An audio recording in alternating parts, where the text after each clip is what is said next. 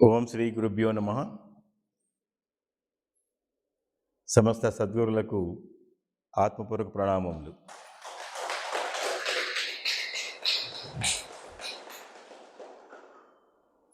తిరుపతి ధ్యానోత్సవాలకు వెళ్ళారు అందరూ చాలామంది. ఓకే, మనకి జరుపుకుందాం. మన ధ్యాన బృందంలో మనం తెలుసుకుందాం.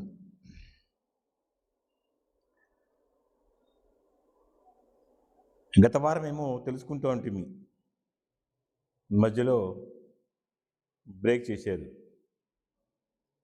ఏమి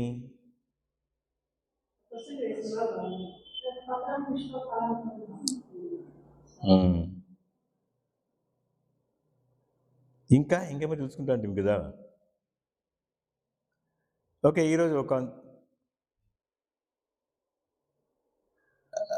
వేదవ్యాసుల వారు చెప్పింది ఏమిటి,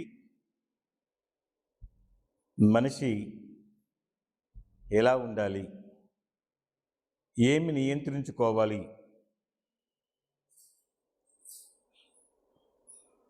ఇదే విషయాన్ని 1600వ శతాబ్దంలో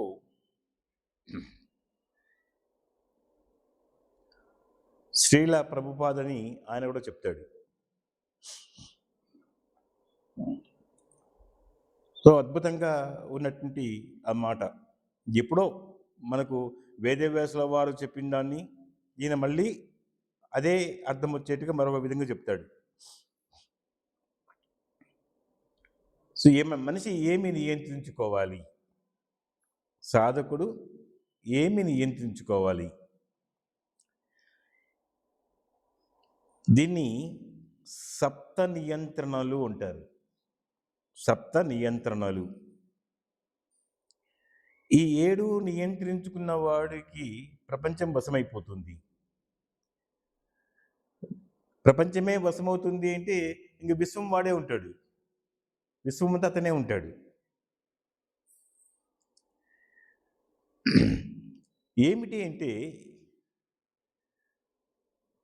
ఇప్పుడు మనము వేగంగా పోతున్నాం, మంచి చోట్లకి వేగంగా పోతున్నాం. ఇప్పుడు మనకేమున్నాయి వేగంగా పోవడానికి? స్కూటీలు ఉన్నాయి, కార్లు ఉన్నాయి, ట్రైన్లు ఉన్నాయి, బస్సులు అన్నీ ఉన్నాయి.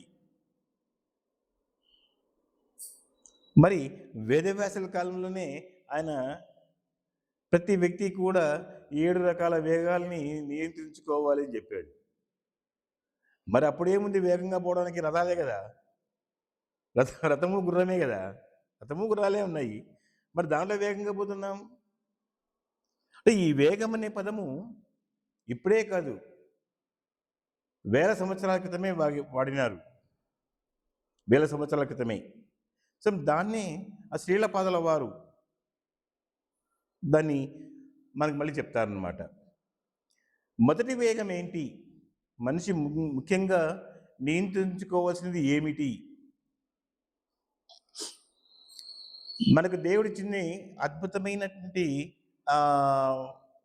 ఇంద్రియం ఏంటంటే మాట, నోరు. సో మనకు మాట వచ్చు కదా అని చెప్పేసి ఇష్టం వచ్చినట్టుగా మాట్లాడుతూ ఉంటారు. నోటికి ఎంత పడితే అంత మాట్లాడతారు. ఆ వ్యక్తి ఏమి అని ఊహించుకోకుండా మాట్లాడేస్తారు. కనుక ముందుగా ఏం చెప్పాడైనా వాచో వేగం అని చెప్పాడు.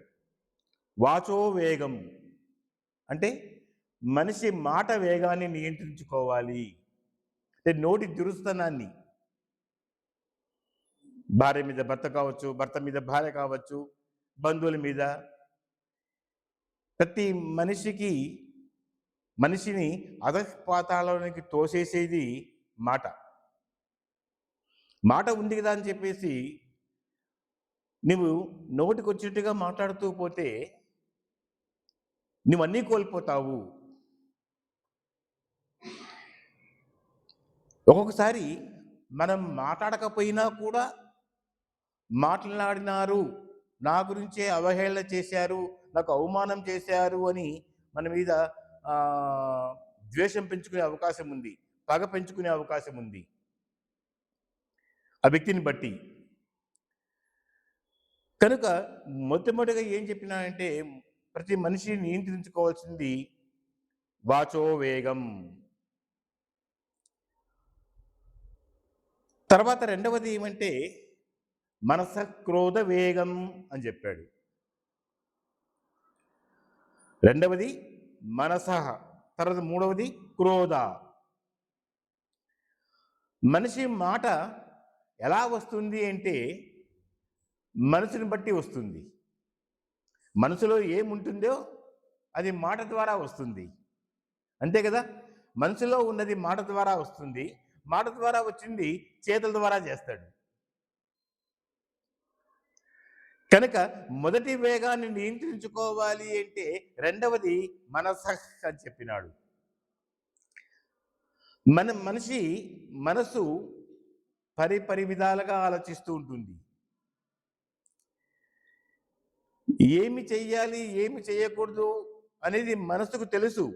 కానీ మనిషి ఎప్పుడూ కూడా నెగిటివ్ వైపే వెళ్తూ ఉంటాడు. అలాగే మనసు చూసిందంతా కూడా, మనసు కోరుకున్నంతా కూడా నువ్వు పొందడానికి ప్రయత్నం చేయరాదు. మనసు ఏం కోరుకుంటుందో దాన్ని నువ్వు పొందాలని కోరుకుంటే నీకు దుఃఖమే వస్తుంది. అంటే మాట వల్ల దుఃఖం వస్తుంది. వాచో వేగం, ఆ మాట యొక్క వేగాన్ని నియంత్రించుకో, లేకపోతే నువ్వు దుఃఖపడతావు. ఇప్పుడు శిశుపాలుడికి ఉన్నదంతా ఏంటి? వాచో వేగమే కదా. కృష్ణ పరమాత్మని నోటికి వచ్చినట్టుగా తిడుతూనే ఉన్నాడు. నేను క్షమించేంతకాలం క్షమిస్తా అని చెప్పినాడు, ముందే మాట ఇచ్చాడు వాళ్ళంతకు. ఆ సమయం అయిపోతేనే సో ఆ వాచో వేగం నియంత్రించుకోకపోవడం వలన అది తలకాయ ఎగిరిపోయింది. రెండవది మనస్ వేగం, మూడవది క్రోధ వేగం. కనుక మనస క్రోధ వేగం అన్నాడు. ఆ మనస క్రోధ వేగం, మనస్సు అనేది ప్రతి వ్యక్తికి ఉంటుంది. కానీ మనసులో ఏముంటుందో దాన్నే మాట రూపంగా చెప్తాడు, మాట రూపంగా ఏముంటుందో దాన్నే క్రియారూపంగా చేస్తాడు. అయితే దాన్ని నెగిటివ్గా చేయొద్దు, పాజిటివ్గా చేయి. నీకు మనసులో వచ్చింది మంచి ఆలోచన వచ్చినప్పుడు ఆ మంచి ఆలోచననే మంచి మాటగా వస్తుంది. మనసుకు మంచి ఆలోచన వస్తే నీకు మంచి మాట బయటకు వస్తుంది. ఆ మంచి మాట బయటకు వస్తే అలాగే నీ చేతులు కూడా మంచిగా ఉంటాయి. అలా కాకుండా మన మనసు చెడుగా ఉంది, దుష్టమైన మనసు ఉంది, తద్వారా ఏమవుతుంది, నీ మాటలు కూడా అలాగే ఉంటుంది. అంటే ఎన్ మనసా ధ్యాయితి తద్వాచా వదతి అని చెప్తాడు. ఎన్ మనసా ధ్యాయితి, మనసులో ఏం ధ్యానిస్తూ ఉంటావో అదే మాట ద్వారా వస్తుంది. తద్వాచా వదతి. అయితే మనసులో ఉన్నదే మాట పరంగా రావాలి, మాటగా వచ్చినది నువ్వు కర్మ ప్రకారం చేయాలి. సో మళ్ళీ ఏం చెప్తాడు? ఎన్ మనసాధ్యాయితి తద్వాచా వదతి, యద్వాచా వదతి తత్కర్మణా కరోతి. యద్వాచా వదతి, నువ్వు నోటి ద్వారా ఏం చెప్తావో దాన్నే తత్కర్మణ కరోతి. సరే అది మంచి చేస్తాను, ఈ మంచి చేస్తాను. ఎంతోమంది రాజకీయ నాయకులు ఎన్నో హామీలు ఇస్తుంటారు. అవన్నీ నెరవేర్చడానికి దేశాన్ని తాకట్టు పెట్టాల్సి వస్తుంది. అన్నీ కూడా నెరవేర్చేకి అవకాశం ఉండదు. ఆయా సందర్భంలో వాళ్ళ గెలుపు కోసము ఎన్నో రకాలుగా వాగ్దానాలు చేస్తూ ఉంటారు. అన్ని వాగ్దానాల్లో కొన్ని నెరవేర్చగలుగుతారు, మరికొన్ని నెరవేర్చడానికి వాళ్ళ 5 సంవత్సరాల జీవితకాలం అయిపోతుంది. కానీ ఏం చెప్పారంటే నీకు చేయగలిగినప్పుడు మాత్రమే చెప్పు, చెప్పగలిగిన మాత్రమే నీ మనసులో ఆలోచించు. కనుక ఎన్ మనసా ధ్యాయితి తద్వాచా వదతి, యద్వాచా వదతి తత్కర్మణా కరోతి. ఎప్పుడు ఈ 3 ఏకమవుతాయో యత్ కర్మణా కరోతి తత్ సంపదం అని చెప్తాడు. ఎప్పుడు నువ్వు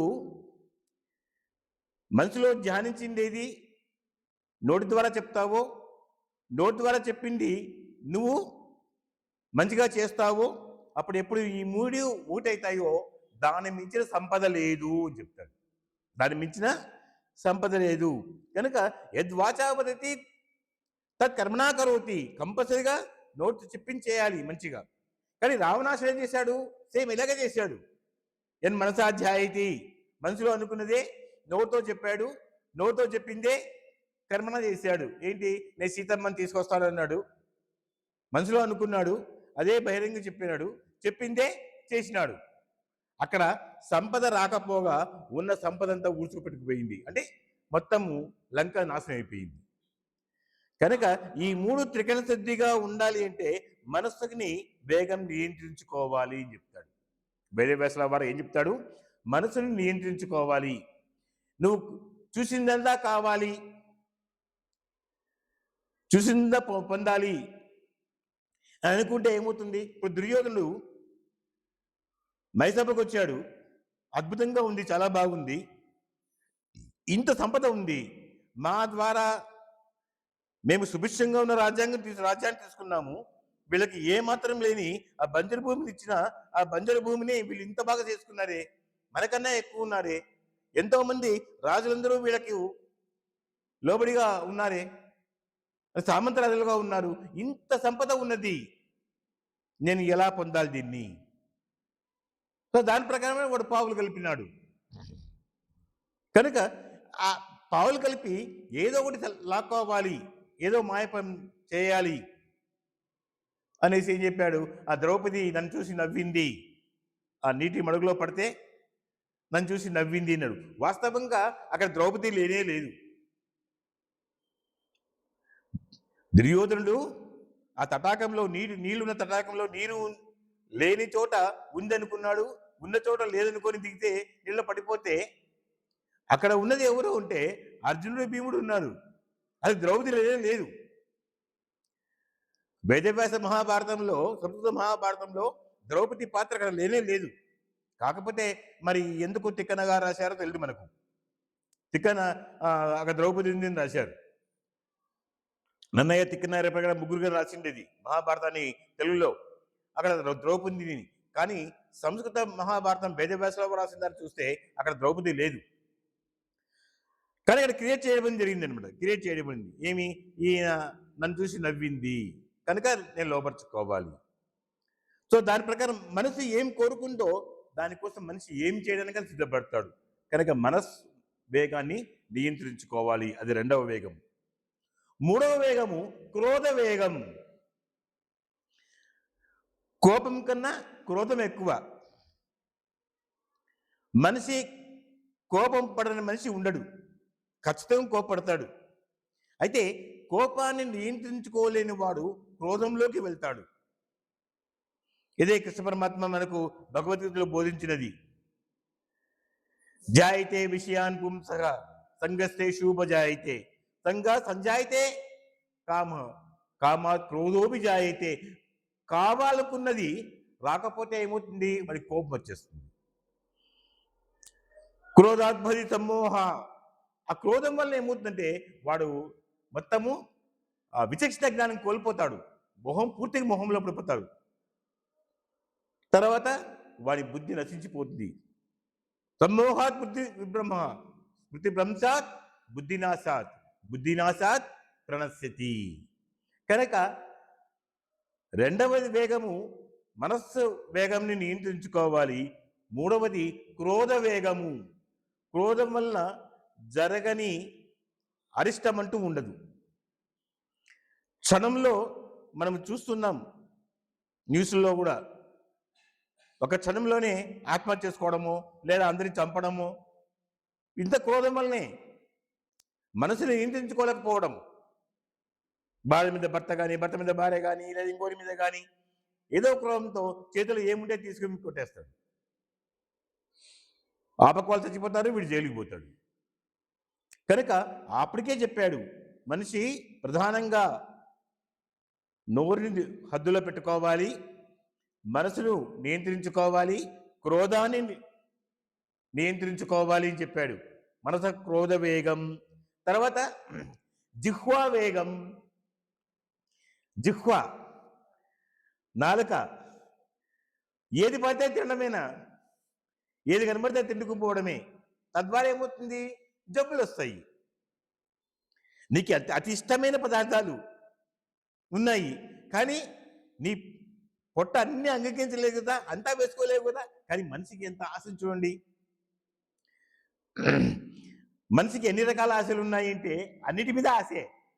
ధర్మం మీద ఆశ, పదవి మీద ఆశ, ఇంకో దాని మీద ఆశ లేకుండా ఉండుకోకుండా ఉండలేకపోతున్నారు.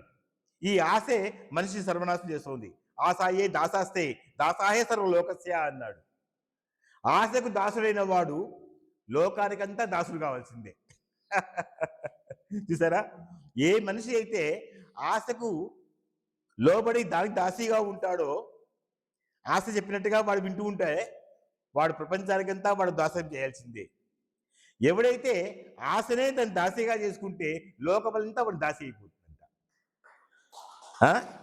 ఏ ఏ తేషాం దాస అయితే, ఎవరైతే ఆ ఆశనే తన దాసిగా చేసుకుంటాడో దాసాన్ సర్వలోకస్య అని. కనుక మనిషికి ఆశ అనేది చాలా ఎక్కువ. తిండి మీద ఆశ, బట్టల మీద ఆశ, ఆభరణాల మీద ఆశ, అధికారం మీద ఆశ, సంపదల మీద ఆశ, ఆస్తుల మీద ఆశ. ఇంకా ఒకటేమిటి, ఇంక చెప్పుకుంటూ పోతే అదొక చాట రామాయణం అయిపోతుంది. ఆశ కొలువే లేదు. కనుక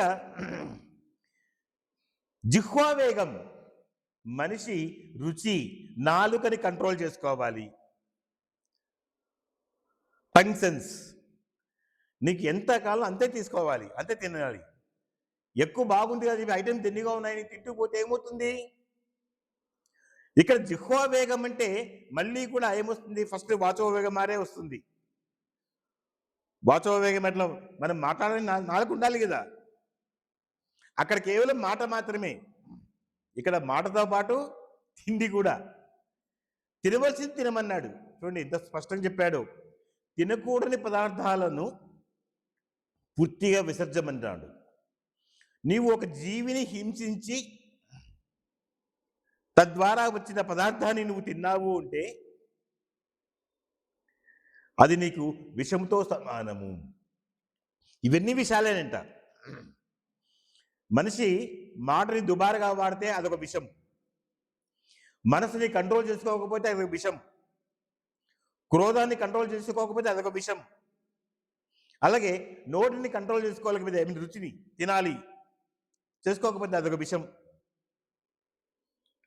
సో మనం వివాహంలో పోయినప్పుడు ఎన్నో పదార్థాలు పెడతారు, మన పొట్ట ఉండేది ఇంత, అన్ని తినాలి కోరిక, కానీ తిని తిని తిని తిని అది ఆ భోజనానికి ముందే ఏమో పెట్టింటారు స్నాక్స్, అవి తింటాడు, తర్వాత జ్యూసులు తాగుతాడు, మళ్ళీ లోకి పోయి అక్కడ భోజనం చేస్తాడు, మళ్ళీ బయటకు ఈ మా ఎన్ని తింటారో, తిని తిని తిని తిని పొట్ట ఇంత అయిపోతుంది. ఇంకా రాత్రి అంతా నిద్ర రాదు, గ్యాస్ ప్రాబ్లము. కాస్త ఎక్కువైపోయిందేమో అని, అదే సినిమాలో బ్రహ్మాండం అంటాడు చూడు, కాస్త ఎక్కువైపోయినాయి మినపట్ట అవి తినేసి అని చెప్పేసి వాడు సంగీతం పాడైపోయినప్పుడు గలీజి పనిచేస్తాడే, అలాగా మనిషికి ఏమవుతుందంటే ఖచ్చితంగా 1/4 ఖాళీగా ఉండాలా. నువ్వు ఎంత మధుర పదార్థం పెట్టినా కూడా 1/4 వంతు ఖాళీగా పెట్టు. నీరుకు 1/4 వంతి, నువ్వు సగం కడిపే తిను. రాత్రిపూట ఖచ్చితంగా సగం కడిపే ఉండాలంట. నువ్వు నీరు తాగినా కూడా సగం కడిపే ఉండాలి. అంటే కాల్భాగమే తినాలి, కాల్భాగం వాటర్ తాగాలి, మిగిలిన 50% ఖాళీగా ఉండాలి. దాన్ని జీర్ణం చేసుకోవడానికి ప్లేస్ కావాలి కదా, లోపల మనం తిన్నది జీర్ణం కావడానికి స్థలం ఉండాలి. కనుక జిహ్వా వేగం, దాన్ని నియంత్రించుకోమన్నాడు. నియంత్రించుకోలేకపోతున్నాం. మనిషి ఆహారపు వలనే అన్ని రకాల అనర్థాలు దారితీస్తున్నాయి. ఆహారాన్ని నియంత్రించుకోగలిగితే ఆధ్యాత్మికంగా అభివృద్ధిలోకి రాగలుగుతాడు. ఇది మునులు చేసి చూపించినది. ఉప్పు, పులుపు, కారం, చేదు ఇవన్నీ కూడా ఎంత తగ్గించుకుంటే అంత ఆధ్యాత్మికంగా వాడు స్థిరం పొందుతాడు. మనము ఉప్పును తగ్గించలేము, కారాన్ని తగ్గించలేము, మసాలా రుచి కావాలి, అన్నిటికీ రుచి కావాలి. రుచి లేకపోతే మనం ముట్టలేము. కనుక రుచిని చూడవద్దు అని చెప్పాడు. జిహ్వా వేగం అంటే రుచిని కోరుకోవద్దు. ఆ సమయానికి ఏమి దొరికితే దాన్ని తిను. ఎక్కడ నీకేం దొరికితే తినాలంతే. అలా ఉన్నారు కాబట్టి వాళ్ళు మహాయోగులైపోయారు. తర్వాత వాదిస్తా వేగం. వాదిస్తా వేగం, దీన్ని వాజిస్తా వేగం. వాజిస్తా అంటే కోరికలు. కోరికల్ని అదుపులో పెట్టుకో. ఒకటి అయిపోతేనే ఒకటి. Man is a bundle of desire అన్నారు కదా. మనిషి కోరికల పుట్ట. ఒక కోరిక అయిపోతేనే ఇంకో కోరిక, ఒక కోరిక అయిపోతేనే కోరిక.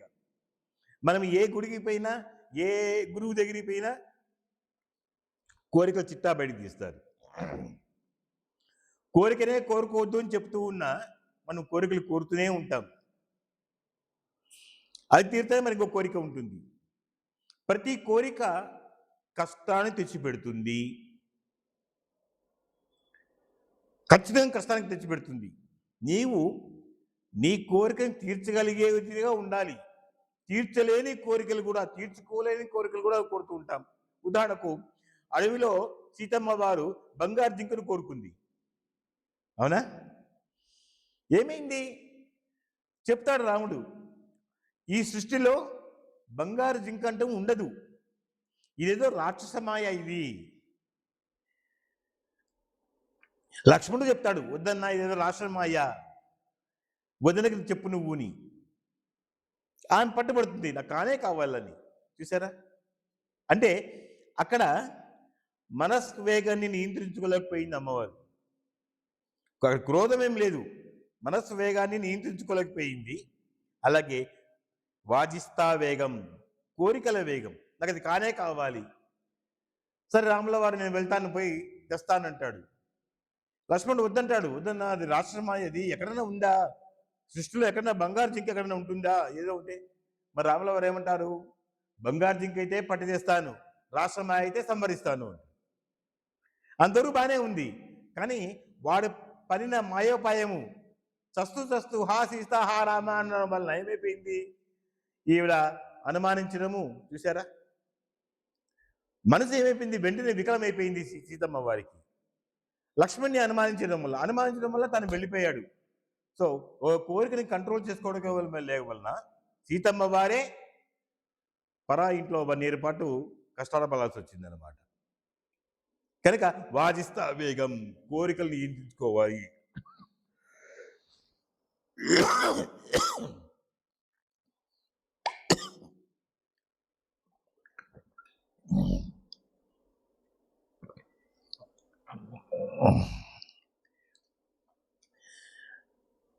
ఎవరన్నా మహాయోగి కానీ మనకు దర్శనమిచ్చి మీకు ఏం కావాలని అడిగితే వెంటనే కోరుతామా? కోరా? మాకు ఏ కోరిక లేదంటారా? చెప్పండి. మాకు ఏ కోరిక లేదంటారా?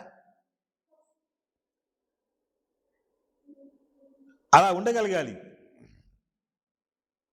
మరి కృష్ణ పరమాత్మ ఎన్ని చూపించాడు?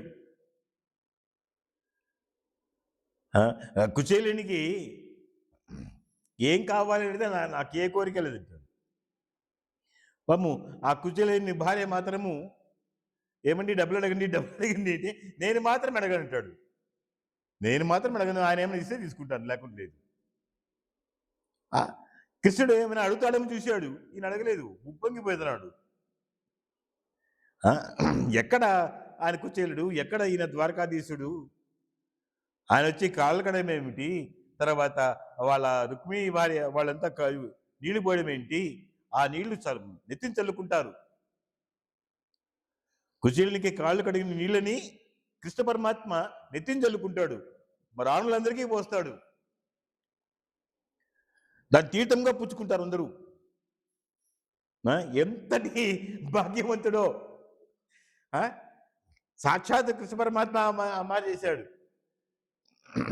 ఆయన చూడండి, అంటే ఎంత మనసుని కంట్రోల్ చేసుకోగలిగిన కుచేలుడు, కోరికలు లేదు. ఈయన ఈ చెప్పినటువంటి అన్ని వేగాలు నియంత్రించుకున్నవాడు. మనస్ వేగం, క్రోధ వేగం, జిహ్వా వేగం, వాచో వేగం, ఇవన్నీ నియంత్రించుకున్నాడు. తను ఎంత అవమానించినా కూడా ఆ పూర ప్రజలు ఇంత పేదగా ఉన్నాడు, చినిగిపోయినాయి, కృష్ణుడు నా స్నేహితులు చెప్తున్నా కూడా వాళ్ళు ఎగతాళి చేస్తున్నారు, అవమానం చేశారు అని ఆట పట్టించినారు. ఒక్క మాట కూడా వాళ్ళు అనలేదు. ఒక్క మాట కూడా వాళ్ళు అనుకోకుండా తను నియంత్రించుకున్నాడు, కృష్ణునిలో ఉండిపోయినాడు. సో మనము ఈ వేగాలు నియంత్రించిన వాడు ఎగ్జాంపుల్ చెప్పుకోవాలంటే సుధాముడు.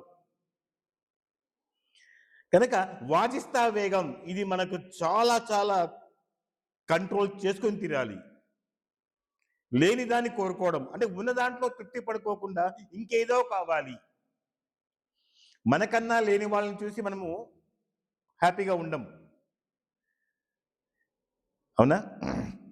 మనకన్నా ఏం చెప్తారు, అయ్యో లేదు సార్, మనకన్నా ఉన్నత వాళ్ళని మనం పోల్చుకోవాలా, వాళ్ళ ప్రకారం జ్ఞానంలో పోల్చుకున్నాము, ఆధ్యాత్మిక జ్ఞానంలో పోల్చుకున్నాం, వాళ్ళతో పాటు మనం ఉండాలి. అలా కాదు, ధనములో సంపదల్లో వాళ్ళతో పాటు మనం చేరుకోవాలని మనము ప్రయత్నం చేస్తాం. కోరికలకు చాలా బానిసైపోతున్నాం. కనుక వాజిస్తా వేగం, తర్వాత ఉదర వేగం. ఉదరం అంటే ఏమి? పొట్ట. ఎందుకు ఇన్నిసార్లు చెప్పాడైనా ఉదరము? జుహ్వ అన్నాడు, తర్వాత ఏమి మళ్ళీ ఉదర వేగం అన్నాడు. ఏంటి ఉదర వేగం? ఉదర వేగం అంటే మనిషిని ఆరోగ్యంగా ఉంచుకోవాలి. మనిషికి అనారోగ్యం పాలు చేసేదంతా కూడా పొట్టే.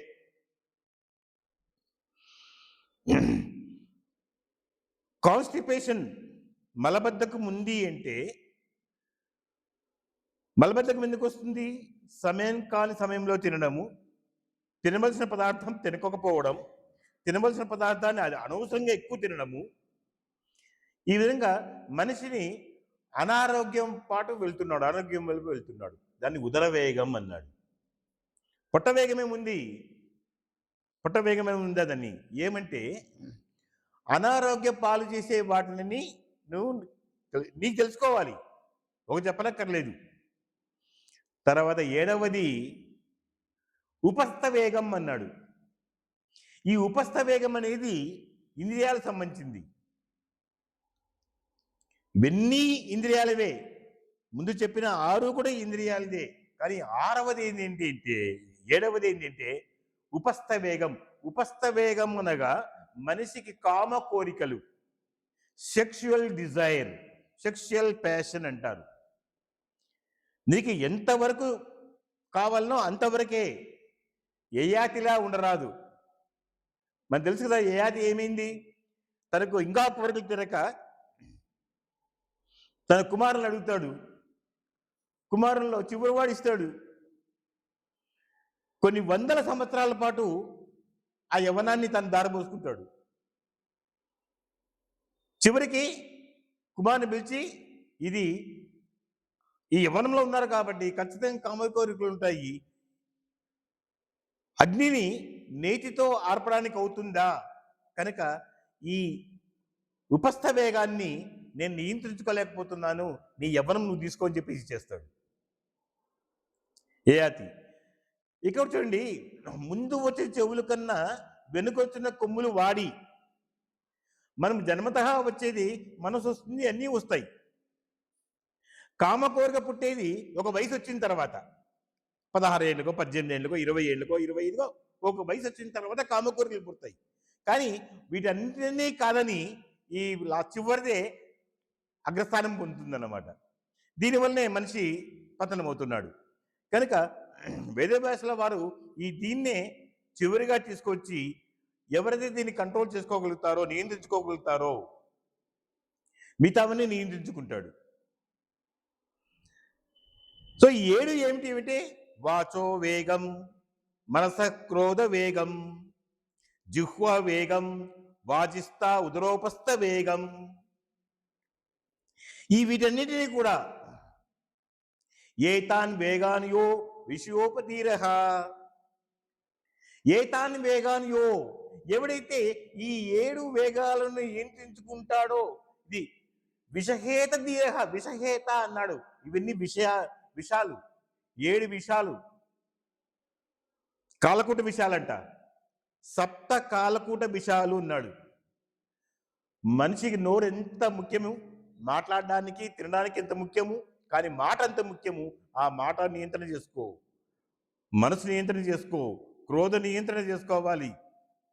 తర్వాత జిహ్వ రుచి, తర్వాత కోరికలు, తర్వాత ఉదరము, చివర ఉపస్థ వేగం.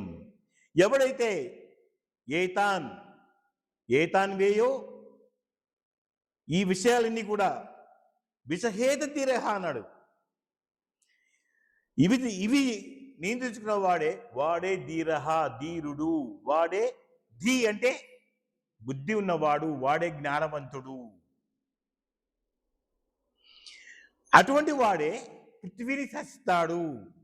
సర్వం అభిమాం పృథివీం సశిష్యత్. సర్వం అభిమాం పృథ్వీం. చూడండి, ఇంత స్పష్టంగా చెప్పాడు. ఈ 7ని నియంత్రించుకున్నవాడు ప్రపంచాన్నంతా జయించిన వాడైతాడు. సర్వం అభిమాం పృథివీం సశిష్యత్. సో మనము ప్రయత్నం చేయమన్నాడు. నేను ఎంత వేగంతో పోతున్నాను? మనకి ఏ వేగం తెలుసు? బండి వేగం తెలుసు, కారు వేగం తెలుసు. వేగం అనర్థదాయకం రాసింటారు. అతి వేగం ప్రమాదకరం అని. ఈ భౌతిక వేగము ప్రమాదకరమే, మనలోనే ఉన్నాయి. మన పుట్టుకతో పాటు వచ్చినాయి. మనం పెరుగుతుంటే అవి పెరిగినాయి. కనుక ఈ 7 వేగాలను నియంత్రించుకునేకి ప్రయత్నం చేద్దాం.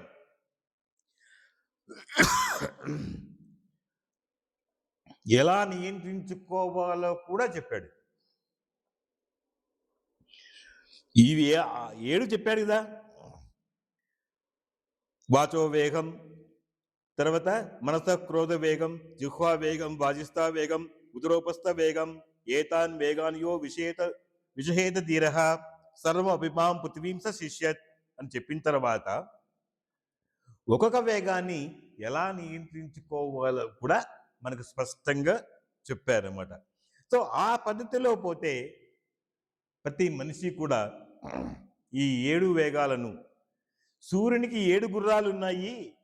ఆ 7 గుర్రాలు సూర్యభగవాన్ని ప్రజ్వలింపజేస్తున్నాయి. అలాగే మనిషిలో కూడా 7 ఈ రథం ఉంది. ఈ రథానికి ఉన్న 7 గుర్రాలలో ఈ 7 గుర్రాలని ముందుకు పోనికోకుండా అడ్డగించేవి ఈ 7 విషాలు అని చెప్తాడు. ఈ విషము ప్రతిరోజు కొంచెం మనిషిని తినేస్తూ ఉంది. సాధన చేయాలనుకున్న వాడు ఈ 7టిని నియంత్రించుకోమని చెప్పాడు. సో క్రోధాన్ని నియంత్రించుకుంటున్నామా? నోటికి ఎంత వస్తే అంత మాట నేస్తాం. పిల్లలు తల్లిని అంటారు, భర్త భార్యని అంటారు, భార్య భర్తని అంటుంది. ఏమి ఆ తండ్రిదండ్రులని ఇష్టానుసారం అనేస్తారు, నోటికి చిన్నగా అనేస్తారు.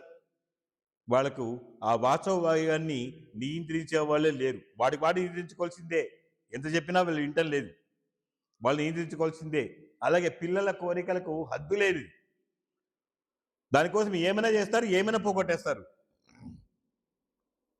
ఎందుకంటే వాళ్ళకు మనస్సు వేగము నియంత్రించుకోలేకపోతున్నారు, క్రోధ వేగము నియంత్రించుకోలేకపోతున్నారు. అన్నీ కావాలి, అన్నీ ఇప్పుడే కావాలి. కోరికల వాజిస్థా వేగాన్ని నియంత్రించుకోలేకపోతున్నారు, జిహ్వ వేగం నియంత్రించుకోలేకపోతున్నారు. మనమన్నా ఇంత వయసులో బాగానే ఉన్నాము. మన నెక్స్ట్ జనరేషన్ పిల్లల జనరేషను మన వయసు వచ్చే సమయానికి ఎలా ఉంటారో తెలియదు. అవునా? మనకందరికీ ఒక వయసు వచ్చేసింది.